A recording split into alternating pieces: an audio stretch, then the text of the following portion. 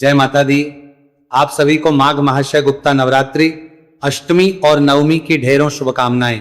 प्रिय दर्शकों, आज के इस वीडियो में हम विशेष रूप से बात करेंगे कि माघ गुप्त नवरात्रि में अष्टमी तिथि कब है और नवमी तिथि कब है, अर्थात नवरात्रि का समापन आपने कब करना है, अंतिम नवरात्रि किस दिन है, चौकी आदि आपने स्थापित की थी तो विसर्जन कब करना है, चौकी आदि को कब उठाना है। बहुत से लोगों के यहाँ अष्टमी तिथि होती होगी, तो अष्टमी जो है उन्हें चौकी कब उठानी चाहिए, क्या उनके नवरात्रि अष्टमी वाले दिन ही पूरे हो जाते हैं या नवमी को पूरे होते हैं, शास्त्रीय नियम क्या कहता है, उनको नवरात्रि कब पूरा करना चाहिए, या जो नवमी करते हैं उन्हें चौकी आदि कब उठानी चाहिए। क्या आप जानते हैं कि जो अष्टमी को कंजक बिठा रहे हैं उनके नवरात्रि कभी भी अष्टमी को पूरे नहीं होते और नवरात्रि की चौकी कभी भी अष्टमी को नहीं उठाई जाती। अष्टमी को नहीं उठाई जाती तो कब उठानी चाहिए, शास्त्रीय विधान क्या है, शास्त्रीय नियम क्या कहते हैं, और इस वर्ष माघ मास के गुप्त नवरात्रि के अंतिम दिन पर कैसे करनी है पूजा, कैसे विसर्जन करना है, और शुभ मुहूर्त क्या रहेगा, कन्या पूजन जो आप करेंगे वो किस दिन करेंगे, और जो अष्टमी करते हैं उनके लिए क्या है सही शास्त्रीय विधान। इस प्रकार से संपूर्ण जानकारी आपको शास्त्रीय रूप से इस वीडियो के माध्यम से प्रदान की जाएगी। आपसे निवेदन है कि वीडियो यदि थोड़ा सा भी उपयोगी लगे कृपया एक बार लाइक अवश्य कर दीजिएगा माता रानी की कृपा प्राप्त करने के लिए, और मां जगदम्बा के आशीर्वाद से आपका नवरात्रि अनुष्ठान सफल हो, इसके लिए कॉमेंट बॉक्स में अवश्य लिखिएगा जय मां काली मां। काली की कृपा से आपके जीवन के सभी दुखों का अंत होगा, आपका अनुष्ठान सफल होगा और आपकी मनोकामनाएं पूर्ण होंगी। आप देख रहे हैं सनातन धर्म का संसार ज्योतिष संस्थान का प्रतिष्ठित YouTube चैनल सनातन धर्म का संसार धार्मिक। हम यहाँ पर सभी और त्योहारों की सही शास्त्रीय जानकारी प्रदान करते हैं। ज्योतिष शास्त्र और पंचांग के आधार पर आपको बताते हैं कौन सी तिथि कब है, व्रत कब करना है, विधि क्या है, नियम क्या है। यदि आप सभी व्रत और त्योहारों की सही शास्त्रीय जानकारी पाते रहना चाहते हैं तो कृपया चैनल को सब्सक्राइब कीजिए और बेल आइकन को प्रेस कीजिए। जब आप सब्सक्राइब का बटन दबाएंगे तो वहां एक घंटी का निशान बना हुआ आएगा, उसको अवश्य दबाइएगा, तभी आपको हमारे सारे वीडियो प्राप्त होंगे, अन्यथा आपसे जानकारी जाएगी। आइए प्रिय दर्शकों जानकारी आरंभ करते हैं, बात करते हैं कब करनी है 2026 में मां को गुप्त नवरात्रि में अष्टमी नवमी, और कब करना है तथा कैसे करना है चौकी और कलश विसर्जन आदि। प्रिय दर्शकों, नवरात्रि का यह अनुष्ठान नवरात्रि कहा जाता है, अर्थात नवरात्रि का नियम कहा जाता है, जिसमें माता के माघ मास के शुक्ल पक्ष की प्रतिपदा को की जाती है और माघ मास के शुक्ल पक्ष की नवमी तक उनकी पूजा की जानी चाहिए। यह शास्त्रीय नियम है, इसीलिए इसे नवरात्रि कहते हैं। देवी भागवत पुराण में वर्णन आता है कि जब आप चौकी स्थापित करते हैं, देवी की निमित्त कलश स्थापित करते हैं, अखंड ज्योत जगाते हैं या जवारे आदि बोते हैं, तो उनका पूजन 9 दिवस होना चाहिए। 9 दिवसीय से अभिप्राय है 9 दिनों तक उनकी पूजा की जानी चाहिए। जब आप 9 दिवसीय पूजन पूर्ण करते हैं तभी आपको उसका पुण्य फल प्राप्त होता है, आपका अनुष्ठान सफल होता है। इसको आगे मैं और विस्तार से समझाऊंगा कि क्या कहते हैं शास्त्र हमारे, आपको किस दिन चौके उठाने चाहिए, किस दिन नहीं उठानी चाहिए। पहले मैं सप्तमी, अष्टमी और नवमी के व्रत की बात कर लेता हूं। जिनको सप्तमी, अष्टमी, नवमी के व्रत करने हैं वो कब करने हैं। तो प्रिय दर्शकों, नवरात्रि के जो व्रत है ना, वो एक तो 9 दिन किए जाते हैं, पूरे 9 दिन के व्रत रखते हैं। कुछ लोगों के यहाँ नियम होता है कि वो जोड़ा रखते हैं, अर्थात 2 व्रत करते हैं। अब 2 व्रत को कुछ लोग पहले 2 कर लेते हैं, प्रतिपदा और द्वितीया को कुछ लोग पहला और अंतिम करते हैं और कुछ लोग अंतिम 2 करते हैं। सबकी अपनी मान्यताएं हैं, या कुछ लोग सुविधा के अनुसार भी अपना निर्णय कर लेते हैं। अब जिन्होंने सभी नवरात्रि रखने हैं तो उनको तो 19 तारीख से ही आरंभ कर देना होता है, लेकिन जिन्हें पहला और अंतिम करना है या अंतिम 2 करने हैं उनको ध्यान देना आवश्यक होता है कि उन्हें पूर्ण कब करना है। प्रिय दर्शकों, जो लोग अष्टमी करते हैं उन्हें छठा और सातवां, षष्ठी और सप्तमी का व्रत करना होता है, और अष्टमी को वो कंजक बिठाते हैं।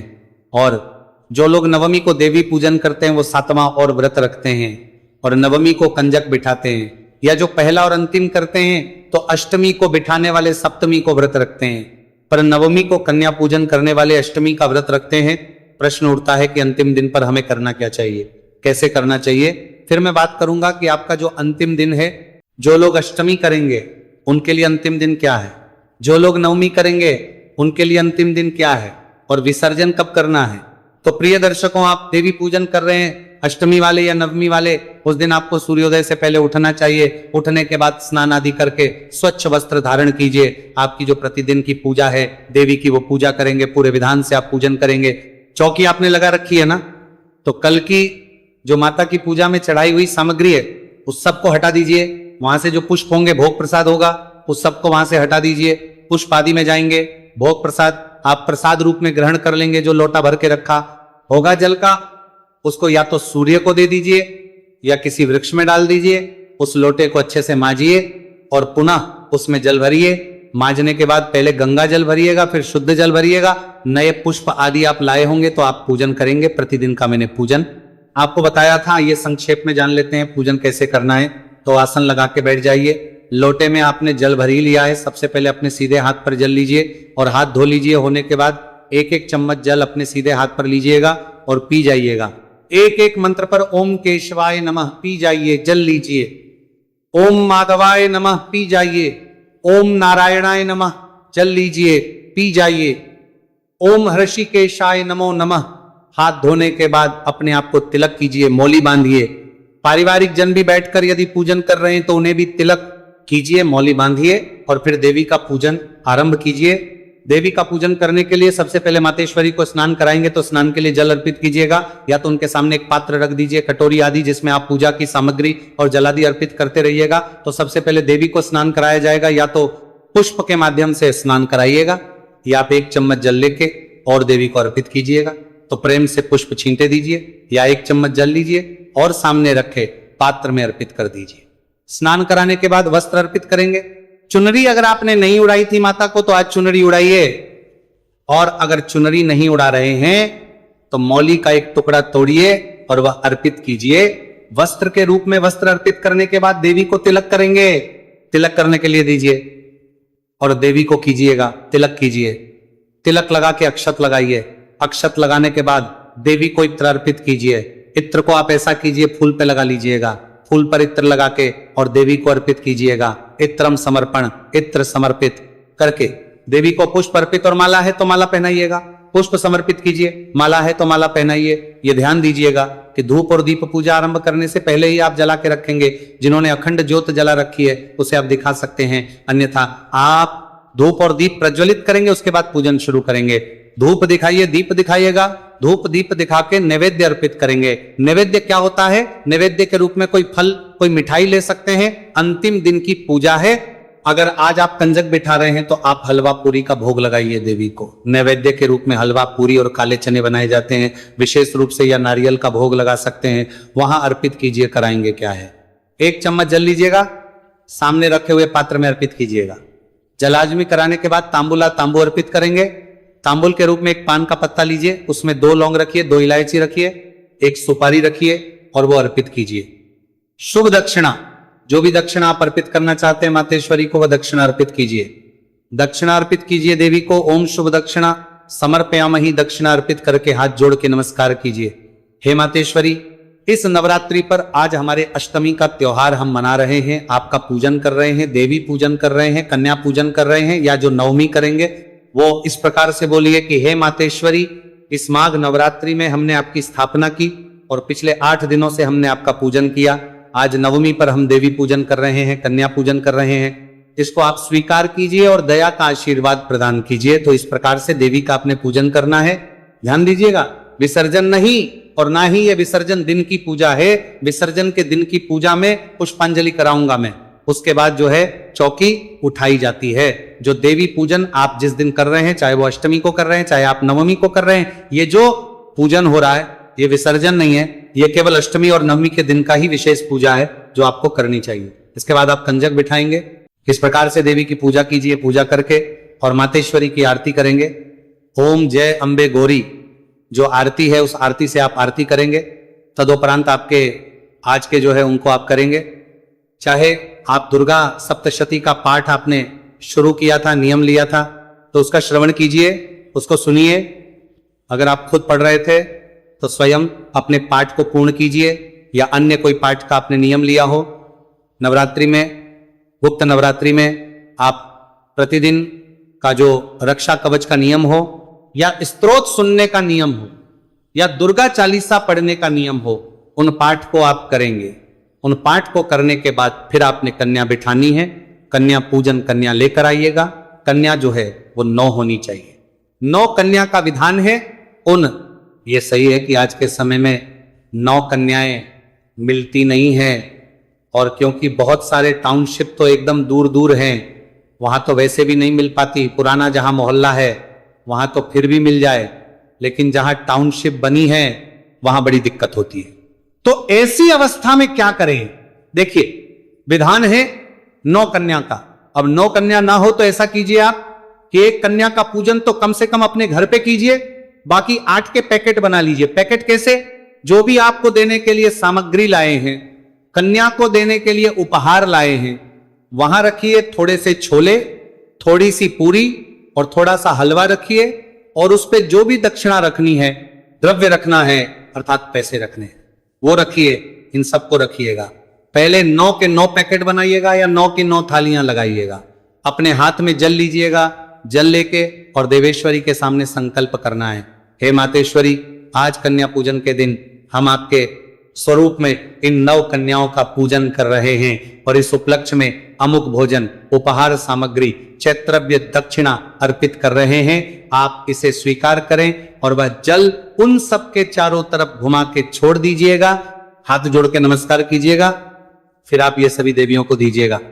अब जो आप कंजक बुला रहे हैं, तो एक एक कंजक को पहले पैर धुलाइए, अच्छे से पहुंचिए, आसन पर बिठाइए, उनको तिलक कीजिए। तिलक के बाद प्रेम से उनको भोजन कराइए। जो भी सामग्री आपने बनाई है वो दीजिए। वो देने के बाद थोड़ा ही चाहे वो खाएं, थोड़ा सा तो खाएं, और उसके बाद फिर उनसे पैर छू के आशीर्वाद लीजिए, फिर उनको विदा कीजिए। इस प्रकार से आपने कन्याओं का पूजन करना है। इस प्रकार से आपने घर पे पूजन करना है। घर के पूजन की विधि हो गई, कन्या पूजन की विधि हो गई। अब प्रश्न उठता है कि अष्टमी कब करनी है, नवमी कब करनी है, और जो अष्टमी करे को विसर्जन कब करना है, नवमी करेंगे उनको विसर्जन कब करना है, और विसर्जन की पूजा कैसे करनी है। तो विसर्जन का विषय आएगा बाद में। पहले अष्टमी नवमी में आपको क्लियर करूं कि कब करनी है और इसका विधान क्या है, और जो विसर्जन है वो करना किस दिन है। तो प्रिय दर्शकों, इस वर्ष 2026 में जो लोग अष्टमी करेंगे ना, उनको सप्तमी का व्रत करना होगा। और इस वर्ष सप्तमी तिथि रहेगी 25 जनवरी को। 25 जनवरी दुर्गा सप्तमी होगी। तो जो लोग अष्टमी करते हैं वो सप्तमी का व्रत करेंगे 25 तारीख को, और जो जोड़ा रखते हैं अर्थात छठे और सातवें का, तो वो 24 और 25 को व्रत करेंगे। 24 को छठा नवरात्रि है, 25 को सातवां नवरात्रि है। अष्टमी जो आपने करनी है तो अष्टमी रहेगी 26 जनवरी को। 26 जनवरी का दिन रहेगा, सोमवार का दिन रहेगा। 26 जनवरी को आप दुर्गाष्टमी करेंगे। मां को गुप्त नवरात्रि में और नवमी करते हैं, उनको 27 जनवरी को नवमी करनी है। 27 जनवरी को नवमी करनी है, मंगलवार का दिन रहेगा। तो ये सप्तमी, अष्टमी और नवमी की डेट मैंने आपको बताई। अब प्रश्न ये उठता है कि अष्टमी करने किसे चाहिए और नवमी किसे करनी चाहिए, और सही विधान क्या है, शास्त्र क्या कहते हैं, ये बड़ा प्रश्न है। प्रिय दर्शकों, शास्त्र कहते हैं कि यह नवरात्रि का विधान है। अब यहां पे बड़ी गलती क्या करते हैं, जो लोग अष्टमी करते हैं ना, उनको लगता है कि को कन्या पूजन हमने कर लिया तो हमारा तो नवरात्रि आज ही पूर्ण हो गया। वो अष्टमी को सुबह पूजन करके, कन्या पूजन करके, सारे नियम नवरात्रि के पूरे करके और छोड़ देते हैं। उनको लगता है उनका नवरात्रि आज ही पूर्ण हो गया। यही सबसे बड़ी गलती है। शास्त्रों में कहीं ऐसा लिखा ही नहीं है कि अष्टमी को कन्या पूजन करके आपने अपना विसर्जन कर देना चाहिए, आपके नवरात्रि अनुष्ठान को पूरा कर देना चाहिए, कहीं नहीं लिखा है ये। और जो लोग नवमी करते हैं, वो लोग क्या करते हैं, नवमी को सुबह पूजन किया, कन्या पूजन किया, और उसके बाद उसी दिन विसर्जन और सब कुछ कर देते हैं। उसी दिन वो भी अपने नियम पूर्ण कर देते हैं। यह भी अनुचित है। सबसे अधिक अनुचित तो यह है कि अष्टमी को आपने जो नियम छोड़ दिए पूर्ण कर दिए, और अष्टमी को ही रात्रि को आपने जो भी कनिष्ठ भोजन करना था वो भी कर लिया। यह अनुचित है, यह पाप तुल्य है। ऐसा नहीं करना चाहिए। अष्टमी कन्या पूजन या अष्टमी देवी पूजन का अभिप्राय यह है कि उनके घरों में माता की पूजा अष्टमी को होती है। ऐसा नहीं कि नवरात्रि ही अष्टमी को पूरा हो जाएगा।